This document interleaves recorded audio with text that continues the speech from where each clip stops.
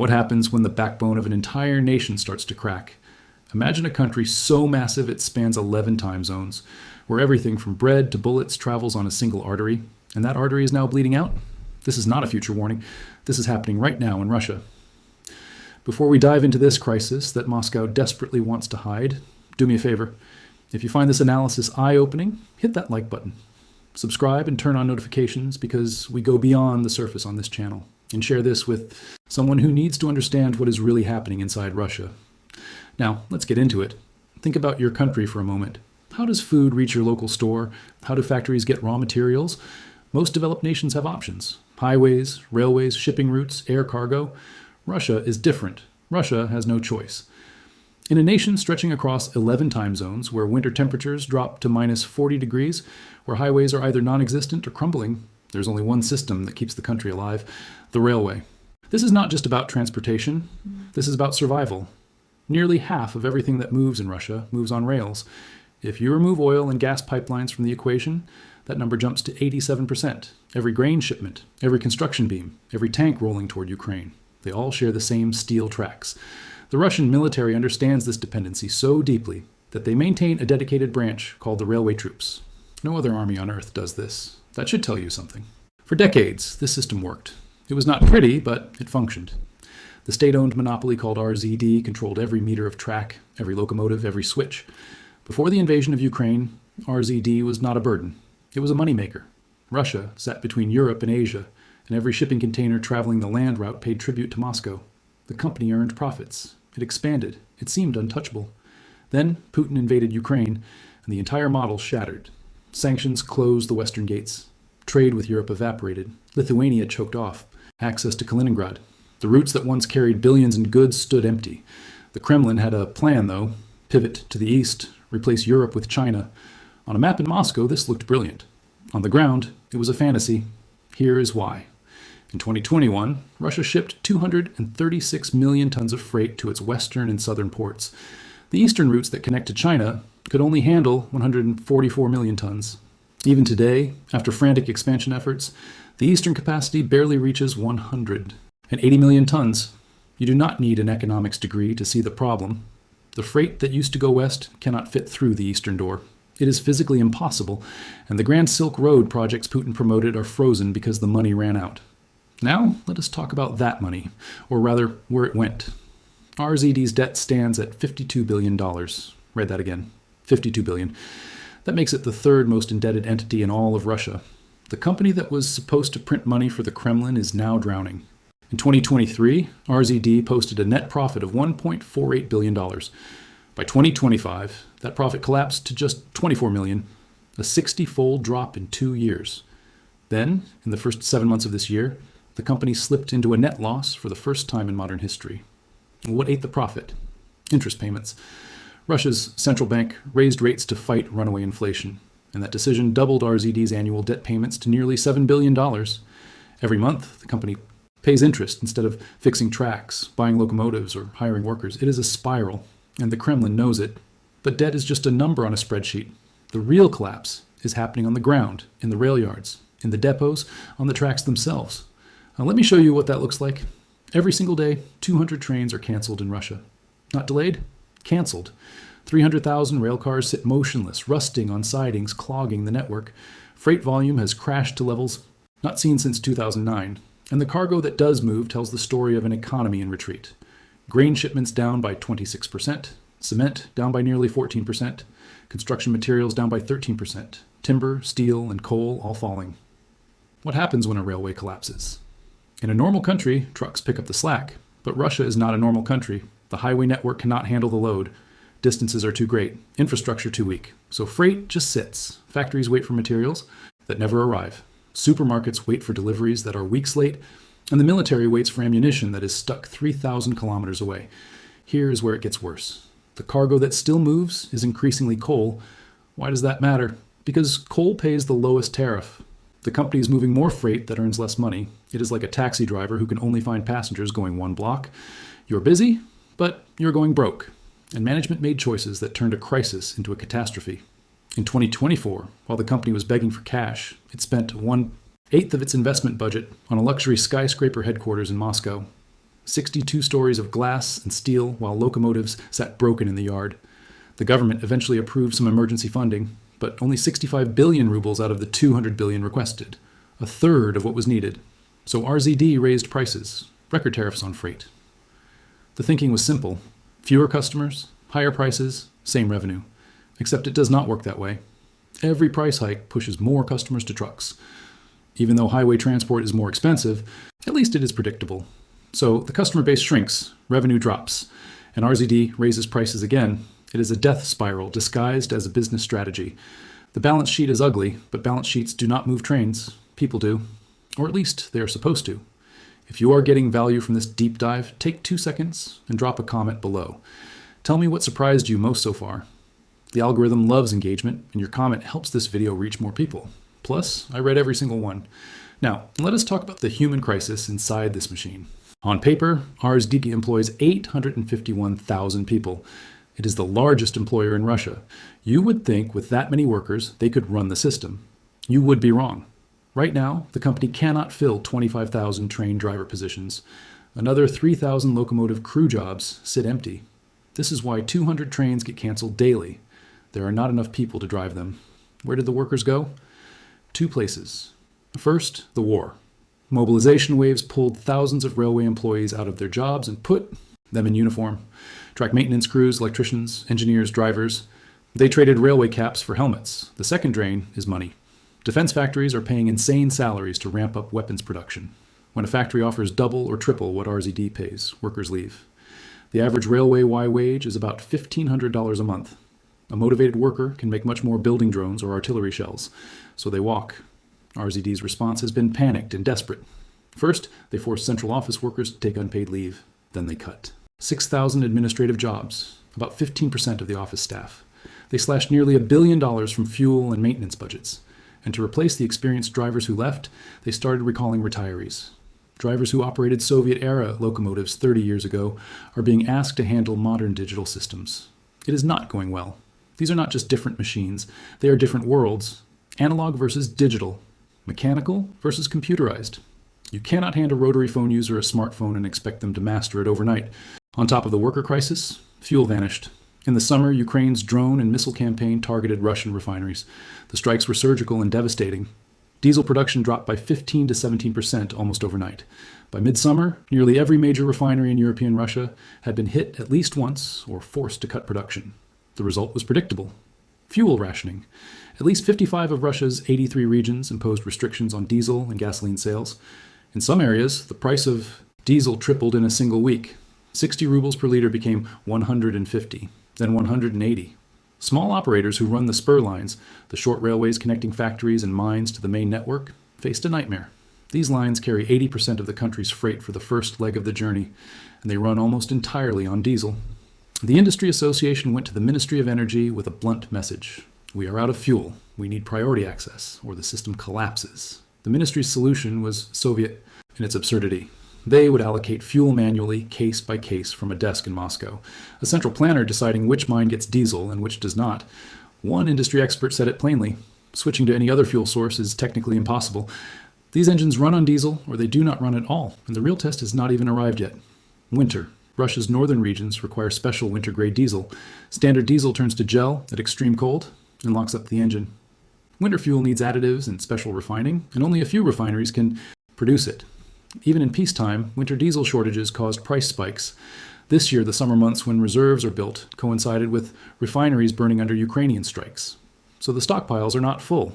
When temperatures hit minus 40 this winter, and a locomotive stalls on the tracks because its fuel froze, that is not just one delayed train. That is the entire line behind it paralyzed.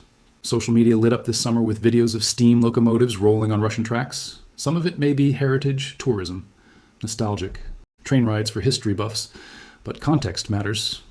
When diesel is rationed and prices triple, a steam engine is not a joke anymore. It is a symbol. Moscow has not admitted anything officially. They would never say, "We ran out of diesel, so we went back to steam."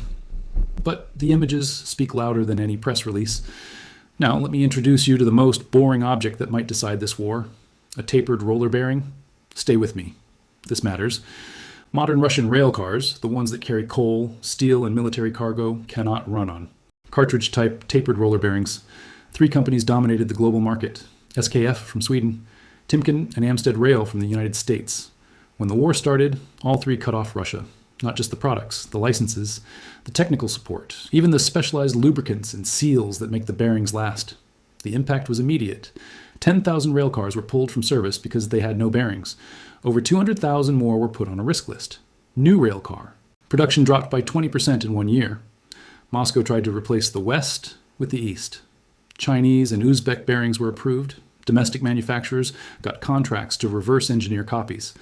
But precision engineering does not care about political deadlines. Some of the Russian-made copies started falling apart after a fraction of the distance the originals could handle. When a bearing overheats, automatic detectors lock the train down. No override, no exceptions. Locomotives face the same parts crisis. Modern Russian engines were built with German and Western components. Since late 2023, repair times have stretched longer and longer. Specialized oils, patented bearings, electronic parts all gone. The domestic replacements break down constantly. One industry publication summarized it in a single sentence. 93% of the loading decline stems directly from locomotive shortages. Unable to find parts, operators resorted to cannibalization. They strip working railcars to install parts on others. Estimates suggest 15 to 20% of the strategic fleet is being dismantled this way. Imagine a hospital that runs out of medicines, so doctors start harvesting organs from some patients to save others. That is what is happening on the Russian railways. While the system rots from within, others are attacking from without, and their weapon costs almost nothing. You have been watching for a while now, and if this analysis is opening your eyes to something the mainstream media is not covering, I need you to do something. Share this video, send it to a friend, post it on your social media. Knowledge is power, but only if it spreads. And hey, if you have not subscribed yet, what are you waiting for? We break down the stories that matter without the fluff. Hit that subscribe button. Now, back to the invisible war being waged on the tracks. The weapon is not a missile. It is a gray metal box beside the tracks. It is called a relay cabinet. Most people have never heard of it, but it controls the signals and switches. When one burns, that section of track defaults to manual control only. Trains crawl at 10 kilometers per hour. A journey that took hours takes days. Since the war began, over 145 acts of sabotage and arson have hit relay cabinets across Russia and occupied territories. This is not random vandalism. This is coordinated. Ukrainian intelligence and partisan networks inside Russia are running a systematic campaign. One example from March: the ARTERY movement torched a relay cabinet at a junction in occupied Luhansk that fed supply lines to the front. They posted a statement. The equipment burned completely. There will be no quick repair. Why is this so effective? Because Russian railways have a fatal flaw in their design. The Trans-Siberian and BAM corridors, the main arteries that carry Putin's pivot to China, have long single-track sections, no alternative routes. One burned relay cabinet can paralyze hundreds of kilometers. It is asymmetric warfare at its finest. A few $100s of gasoline and a lighter can cause millions in damage and weeks of delays. So, we have covered the debt, the worker shortage, the fuel crisis, the parts embargo, and the sabotage. That is the supply side. Now let us look at the demand side. Who is paying the price? 2 groups, civilians and the military. Let us start with ordinary Russians. The government made a decision early in the war. Military shipments get absolute priority, always. No, exceptions. That sounds logical in wartime, except the military cargo is not enough to replace lost civilian volume. It is a drop in the ocean. So commercial freight gets stuck in the queue.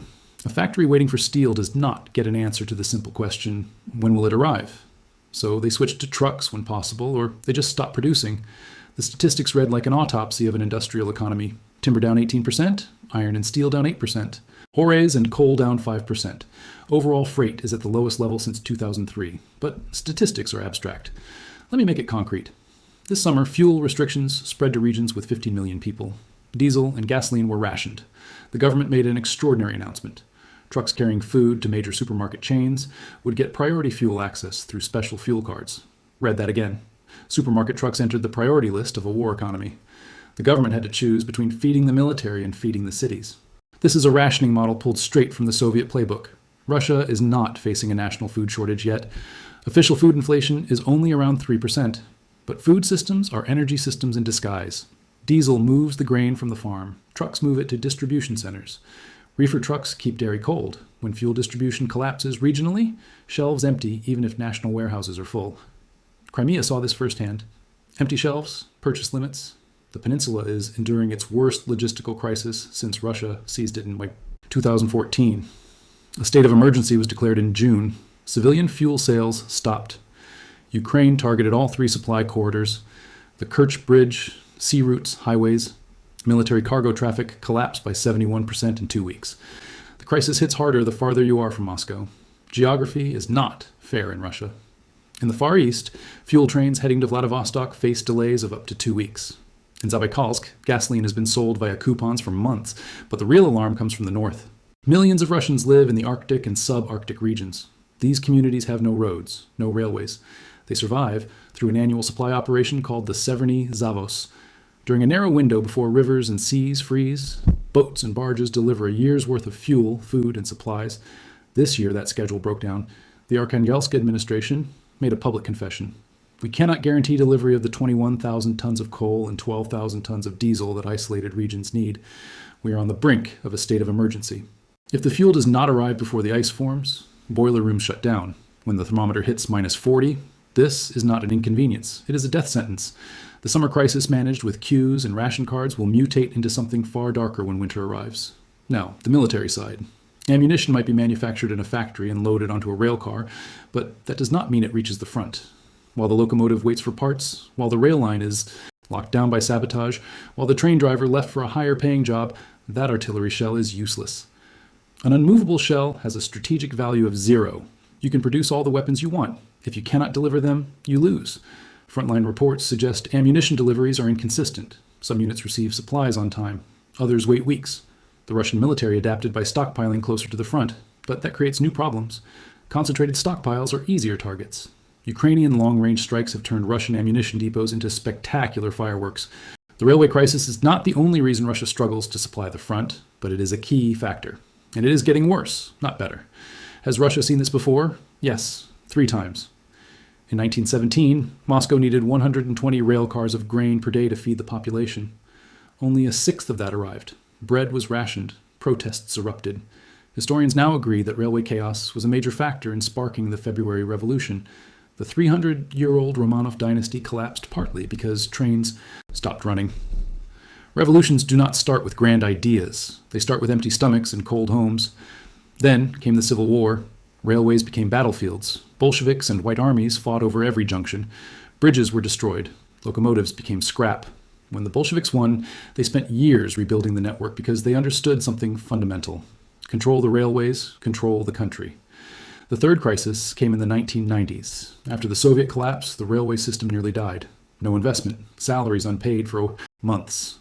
Railway towns turned into ghost towns. Workers abandoned their posts. It was the deepest peacetime railway crisis in Russian history. Today's crisis has elements of all three.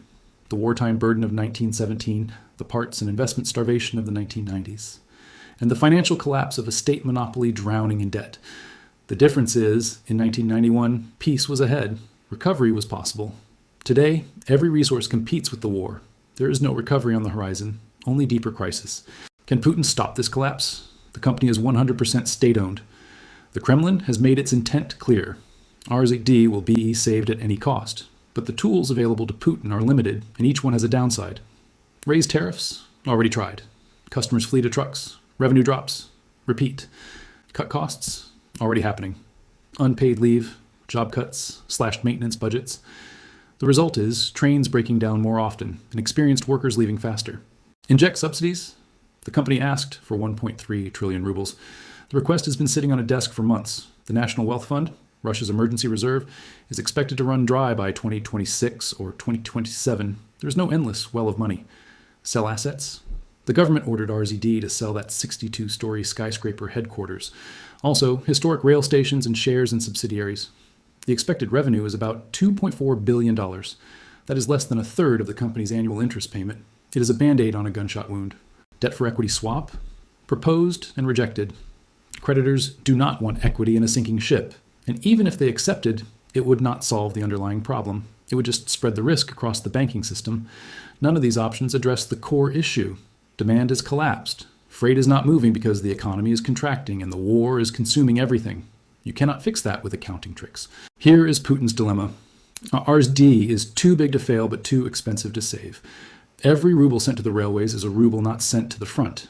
If he prioritizes the military, the railways collapse. and the military cannot be supplied. If he prioritizes the railways, the war effort suffers. It is a trap with no escape. Think about what this means. Russia is the largest country on Earth. It has vast resources: oil, gas, metals, timber, grain. But resources do not matter if you cannot move them. Wealth is not what you own. It is what you can deliver. And Russia is losing the ability to deliver. This is not a crisis that will resolve itself in a few months. The sanctions are not going away. The parts embargo is not lifting. The workers are not coming back. The debt is not shrinking. Every month, the system gets weaker. Every winter will be harder than the last. And every tariff hike pushes more of the economy into the shadows or onto the crumbling highways. The railway is Russia's circulatory system. And right now, it is clogged with debt, starved of parts, bleeding workers, and under attack. When your circulatory system fails, everything else follows. Putin built his war machine on the assumption that Russia's size and resources would outlast Western resolve. But he forgot something. Size is only an advantage if you can control it. And control requires infrastructure. The rails that were supposed to be Russia's strength are becoming its greatest vulnerability. $52 billion in debt, 25,000 missing drivers, 300,000 idle rail cars, 145 sabotage attacks, regions rationing fuel, Arctic towns facing winter without heat, ammunition stuck 1,000 kilometers from the front. This is not a logistics problem. This is a systems collapse. And here is the haunting part. The Russian government knows it. Internal assessments admitted that every proposed solution could backfire. They are out of good options. They are choosing between bad and worse. The question is not whether this gets fixed. The question is how long the system can limp forward before something critical breaks. A winter fuel shortage that kills a town. A bread shortage that sparks protests. An ammunition delay that loses a battle. Any of these could be the spark. Russia's history shows that regimes fall when the trains stop running. The Romanovs learned that in 1917. The Soviet Union nearly collapsed in the 1990s for the same reason. And now Putin is staring at the same abyss. The rails that carried his empire are rusting. The workers have fled. The fuel is running out. And the debt is crushing everything. This is the $52 billion hole sinking Putin's war machine. And no amount of propaganda can fill it. So what do you think? Can Russia pull out of this spiral? Or is this the beginning of the end? Drop your thoughts in the comments. I want to hear your take. And if you made it this far, you are exactly the kind of viewer this channel is built for. Someone who wants depth, not sound bites. Subscribe if you have not already. Share this with someone who needs to see it. This is the kind of analysis you will not find on the evening news. Thanks for watching. I will see you in the next one.